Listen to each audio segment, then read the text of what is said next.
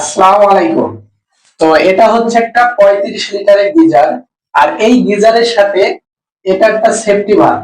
তো প্রতিটা কোম্পানি প্রতিটা গিজারের সাথে একটা করে সেফটি ভাল্ব দিয়ে থাকে।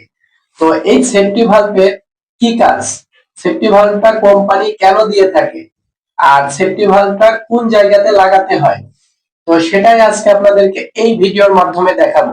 তো দেখেন, এই সেফটি ভাল্বটার কাজ হচ্ছে দুইটা। এক নাম্বার কাজ হচ্ছে সেফটি ভাল্বটা লাগাতে হবে ইনপুট লাইনে।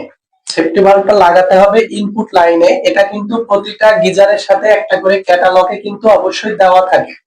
তো এটা কেন ইনপুট লাইনে লাগাতে হবে, এটা ইনপুট লাইনে একটাই কারণে লাগাতে হবে যে টাঙ্কির টাঙ্কির পানিটা এখান দিয়ে ঢুকবে, কিন্তু গিজারে যে পানিটা স্টক থাকবে সেই পানিটা বের হয়ে যাবে না।